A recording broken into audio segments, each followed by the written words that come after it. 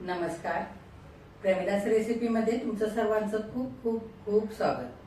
आता ह्यातली एक पुरणपोळी मी तुम्हाला आतून दाखवते.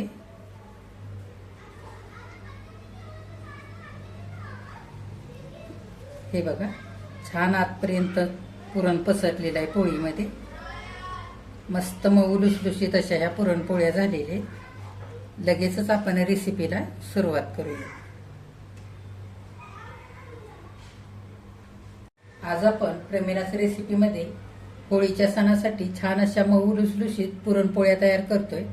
अगदी सोप्या पद्धतीने ह्या पुरणपोळ्या मी तुम्हाला करून दाखवणार आहे. तर इथं मी 1/2 किलो इतकं लोकवन गव्हाचं पीठ चाळून घेतलेलं आहे. तर तुम्ही कोणतंही गव्हाचं पीठ इथं घेऊ शकता, असं काही नाही. ह्या गव्हाच्या थोड्याशा पोळ्या छान अशा मऊसूद होतात म्हणून घेतलंय.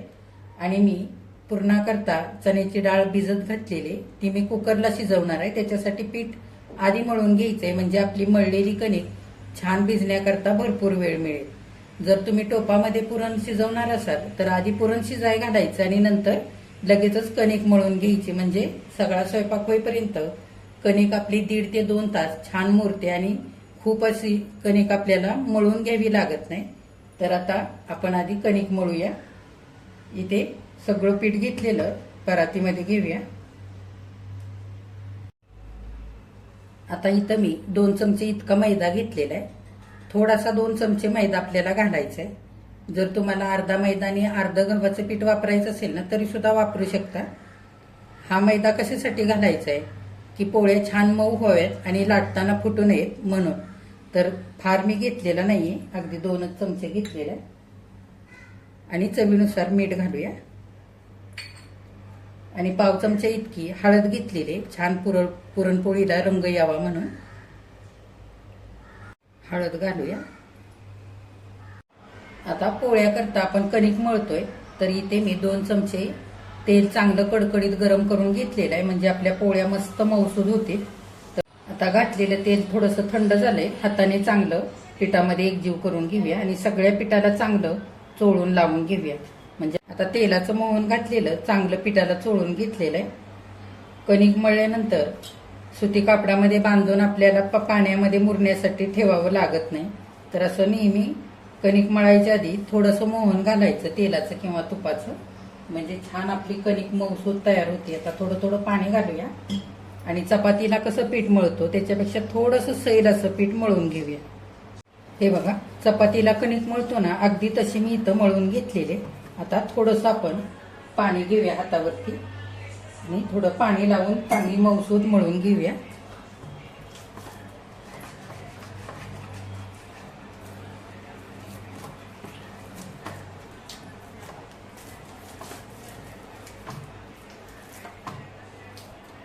आता 2-3 मिनिटं पाणी लावून कणिक मळले. थोडंसं चमच्याभर तेल आता घेऊया कणकीवरती आणि 1-2 मिनिट आणखी मळून घेऊया.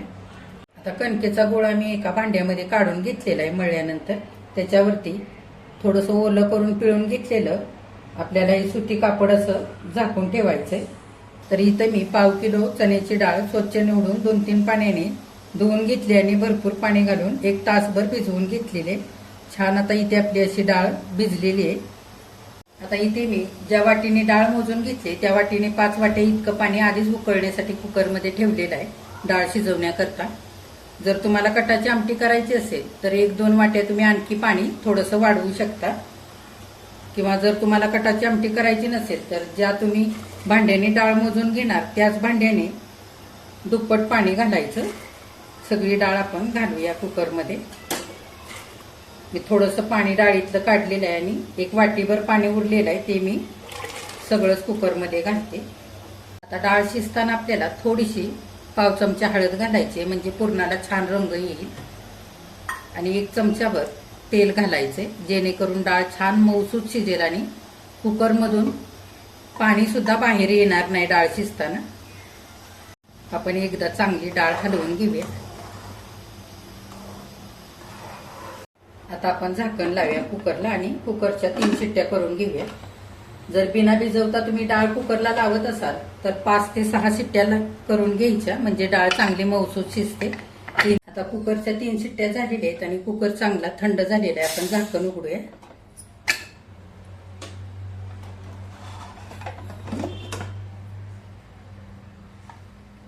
डाळ आपली इथं चांगली शिजली. हे बघा अशी मस्त मऊसूत शिजलेली. आता आपण डाळ गाळून घेऊया. इथे मी गाळण घेतली आणि खाली एक छोटासा टोप ठेवलेला आहे.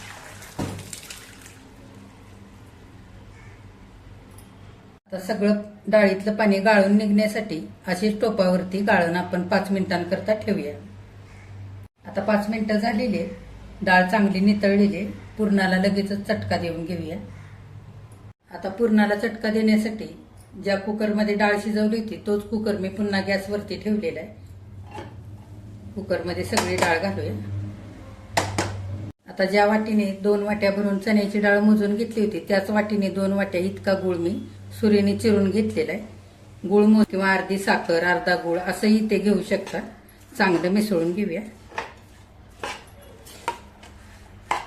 आता गॅस मध्यम करून गुळ आणि डाळ आपल्याला चांगलं परतवून घेत राहायचंय. असं परतवत असताना गुळ वितळायला लागला की थोडंसं पुरण सैल होतं आणि नंतर चांगलं परतवून घेतल्यानंतर घट्ट व्हायला लागतं. आता 2 ते 3 मिनिटांनंतर छान आपलं पुरण असं सैलसर झालेलं आहे सगळं. हे बघा 5 ते 6 मिनिटं मोठा गॅस करून चांगलं पुरण परतवून घेतलंय. आपल्या इथे पुरण छान असं तयार झालेलं आहे. हे बघा पुरणामध्ये अशी पळी उभी केली की एकसारखी उभी राहते म्हणजे आपलं इथे पुरण तयार झालेलं आहे. आता गॅस अगदी बारीक केलेला आहे. मी पाव चमच्याला अगदी कमी म्हणजे 1 2 ते 3 चिमटी इतकंच मीठ घेतलेलं आहे ते घालूया. गोडाला थोडंसं मीठ घालायचं म्हणजे गोड पदार्थ चवीला चांगले लागतात. थोडीशी वेलची पावडर घालूया.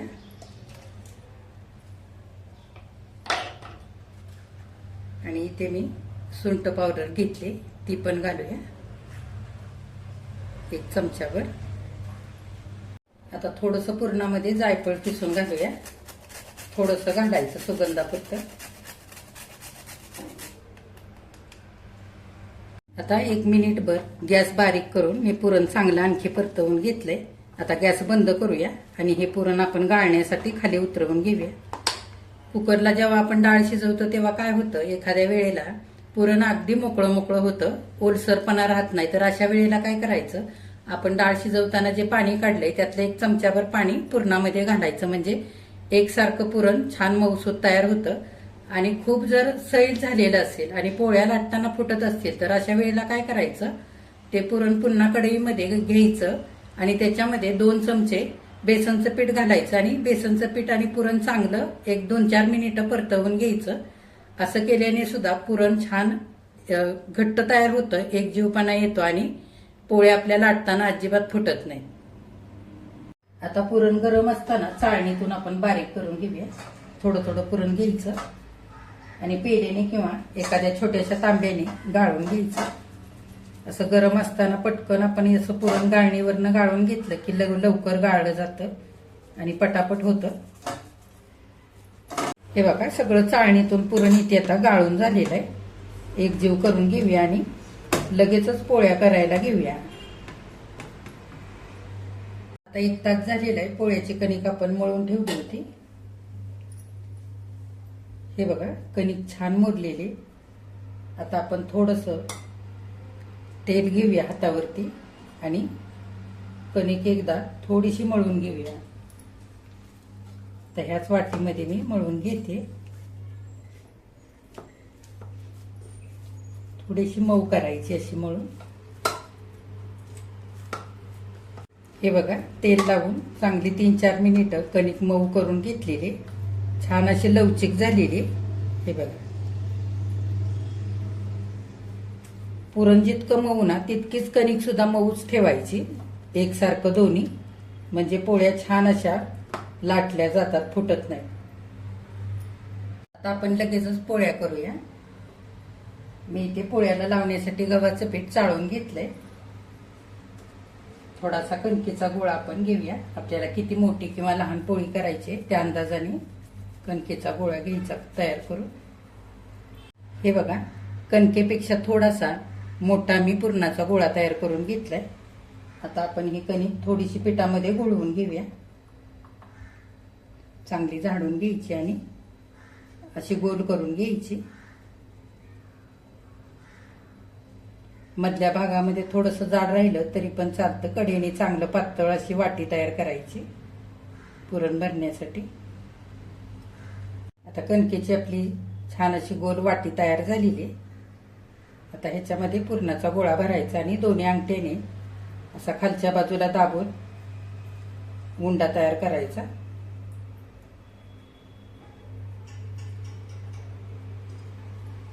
असं एका हाताने जुळवून घ्यायचं. असा हुंडा फिरवून फिरवून जुळवून घ्यायचं आणि वरती जे जास्तीचं पीठ येतं ते काढून घ्यायचं.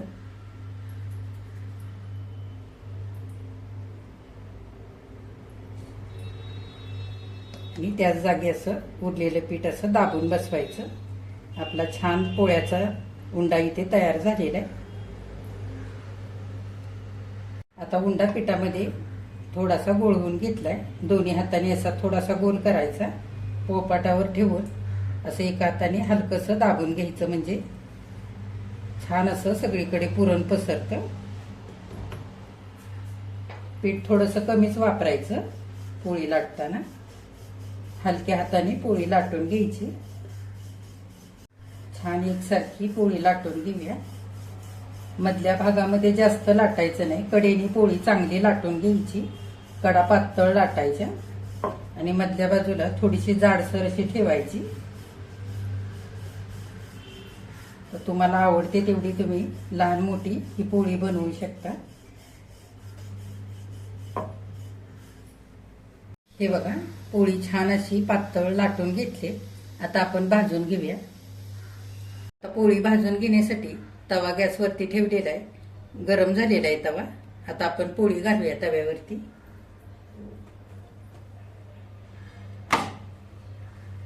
छान भाजून घ्यायची आहे पोळी आपल्याला. दोन्ही बाजूने एकसारखी छान अशी खरपूस भाजायची. आधी मिनिटभर एका बाजूने भाजू द्यायची आणि नंतर उलटवून घ्यायची. अर्धा ते 1 मिनिट पोळी भाजल्यानंतर हलक्या हाताने आपण उलटवून घेऊया. लगेच पोळीला उलटणं लावलं की पोळी फुटू शकते. त्याच्यासाठी वरच्या बाजूने आपण तेल लावून घेऊया. तुम्हाला जर तूप लावायला आवडत असेल तर तूप सुद्धा लावू शकता.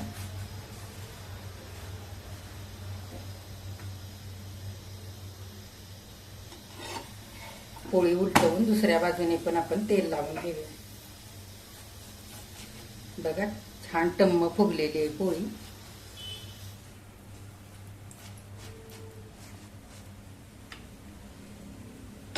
चांगली खरपूस भाजून घ्यायची दोन्ही बाजूने पण. दोन्ही पण बाजूने चांगली पोळी भाजलेली आपण काढून घेऊया